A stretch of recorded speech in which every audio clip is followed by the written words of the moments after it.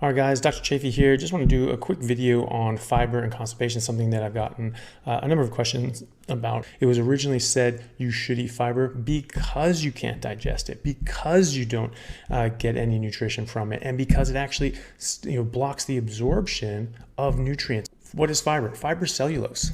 What is a tree? A tree is cellulose. All right, sawdust is fiber. They add sawdust to a lot of different foods to increase the fiber content because now fiber is classified as an essential nutrient.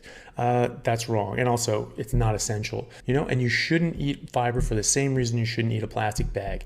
You can't get any nutrition from it. You cannot break it down and it causes harm. Okay. I've been doing this for 5 years, 10 of the last 20 years, and I eat no fiber whatsoever at all, ever, never at all.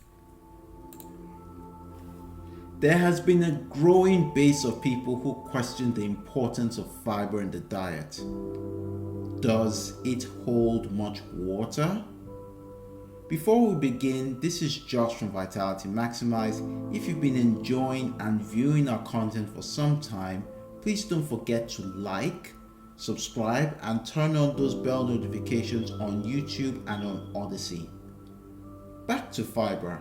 One major reason why fiber has been questioned and scrutinized is because nearly every major mainstream commentary on nutrition, as well as most of the plant-based advocates, point to epidemiology, where the upper quintile of fiber eaters have slightly better health outcomes than the lowest quintile of fiber eaters.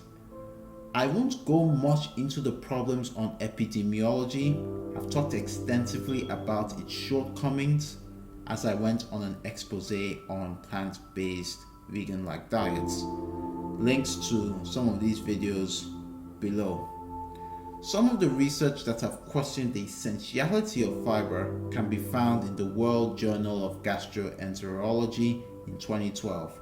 This study found that there was an improvement in constipation with those who reduced their fiber intake. Link to that study below. I have seen the prebiotic benefits claims of fiber being challenged as of late.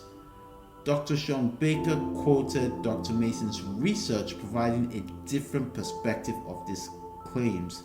Here's a small segment of Dr. Sean Baker's video over fiber, prebiotics, and short-chain fatty acids. Okay, but one argument for fiber is that our gut bacteria make short-chain fatty acids, which are feeding our gut lining to keep it healthy. What about that argument? Now, some of those short-chain fatty acids are converted into ketones to nourish the gut lining. Now, what if you're already in ketosis? So, if ketones are produced from short-chain fatty acids, and that's beneficial, then isn't it logical that ketones in the circulation from being in nutritional ketosis or on a ketogenic diet would also be beneficial to these cells? They can still get to them. And in fact, the ketones in the circulation are probably even more effective because they're delivered to every colonocyte, not just those in which they're in direct contact with. And this has actually been demonstrated in studies comparing enemas giving short-chain fatty acids and ketones given into the circulation. And it's been shown that the ketones given in the circulation are more effective at treating the inflammation of inflammatory bowel disease, which might mean the short-chain fatty acids aren't so magical after all. People like Zoe Harcombe, who have challenged the essentiality of fiber, has discovered that there's been no intervention studies showing the importance of fiber and positive health outcomes. I would like to know from you in the comment section, are they onto something? My take on this is that they have a point, but they're mostly wrong.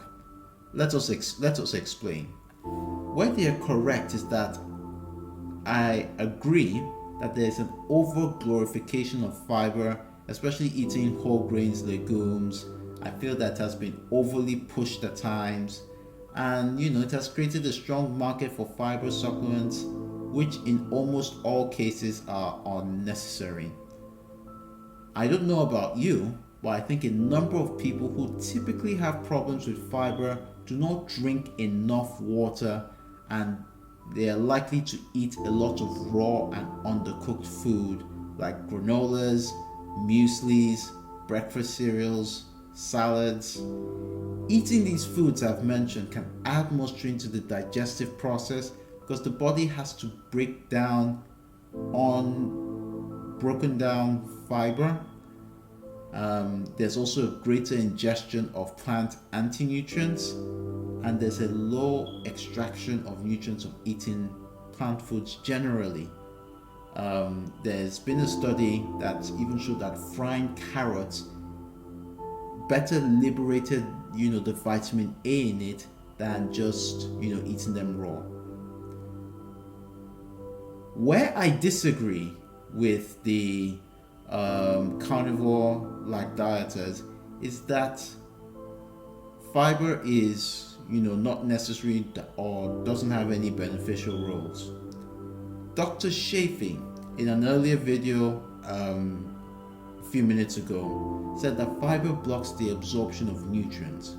While that can be true based on the research on the Journal of Nutrition in 2001 for nutrients calcium, iron, and zinc, and reviews from the Food Science and Nutrition in 1991, has it conveniently left out that soluble fiber can feed our gut microbiome, and that the gut microbiome helps us produce B vitamins and vitamin K in the colon?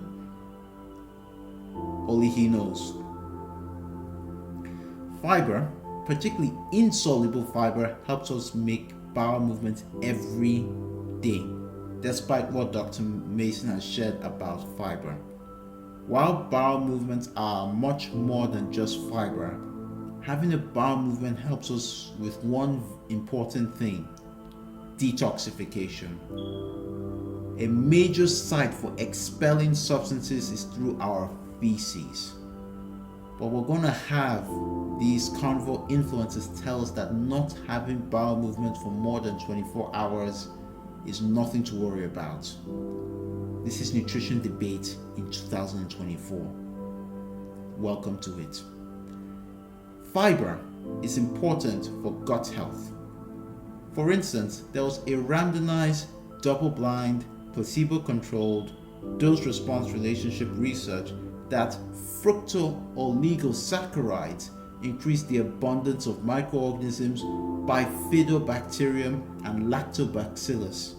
These microbes are typically known as good bacteria in the holistic health space. Fiber is important for the immune response. The British Journal of Pharmacology posted a study in December 2019 showing fiber's role in inhibiting cytokine expression, deactivating mast cells, and stimulating macrophage release. More details of this study in the links below. As I conclude, fiber has important benefits as long as you cook most, if not all, of your plant foods and you drink enough water. Anyone who tells you that fiber is useless and a waste product, remember this video.